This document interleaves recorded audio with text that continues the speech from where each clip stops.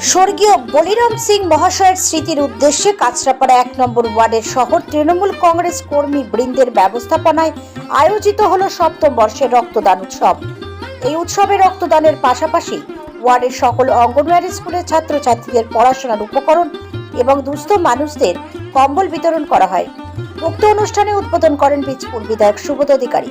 কাঁচরাপাড়া ১ নম্বর ওয়ার্ডের কাউন্সিলর এবং স্বর্গীয় বলিরাম সিংয়ের সুকন্যা ঝুম্পা সিং অধিকারী এই উপলক্ষে বলেন, বাবা বলতেন মানুষের পাশে থাকাই সবচেয়ে বড় কাজ।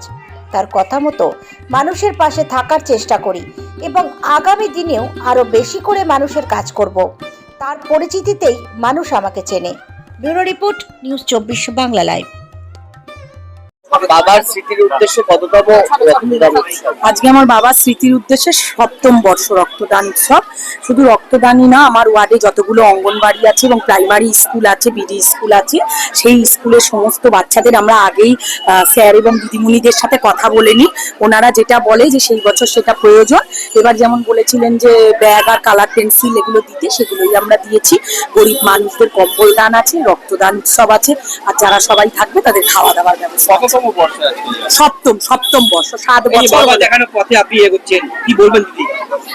এটাই বলবো যে আমার বাবা নাম চেষ্টা করি যে আমার বাবা সবসময় বলতেন যে মানুষের পাশে থাকা, মানুষের সাথে থাকাই সব থেকে বড় একটা কাজ। তো সেটাই আমি চেষ্টা করি। শুধু আজকে রাজনীতি করি বলে নয়, আমার বাবা তো যেহেতু চাকরি করতেন, উনি তো সক্রিয়ভাবে কোনো রাজনীতি করতে পারেনি, কিন্তু জনসাধারণ বা যেভাবে আমার বাবা মানুষের জন্য করেছেন, সেই বাবার পরিচিতিতেই মানুষ আজকে আমাকে ভোট দিয়েছে এবং আমাকে কাউন্সিলর করেছে।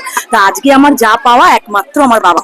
এই যে বাবার নাম শুনলেই যারা আশেপাশের লোকজন তারা সবাই এগিয়ে আসে, তাদের মধ্যে কি বার্তা থাকবে?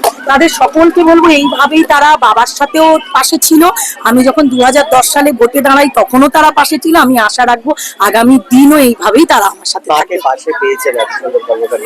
আমি সবসময়ই বলি আমার মাই আমার প্রেরণা, কারণ বাইরে যে কোনো কাজ করতে গেলে ঘরে একজন খুব দরকার যার উপরে আপনি ভরসা করে, কারণ মহিলাদের একটা পরিবারটাকেও তো দেখতে হয়। আমাদের সব দিক দেখেই মানুষের পাশে থাকতে হয়। তা আমার মা হয়তো যদি আমার পাশে এইভাবে সহযোগিতা না করতো, আমিও হয়তো 24/7 মানুষকে সহযোগিতা করতে পারতাম না। নিশ্চিন্তায় নির্দ্বিধায় মায়ের কাছে সবকিছু ছেড়ে দিয়ে এসে মানুষের সাথে কাজ করতে পারি। তাই জন্য মাকে অনেক অনেক ধন্যবাদ জানাই।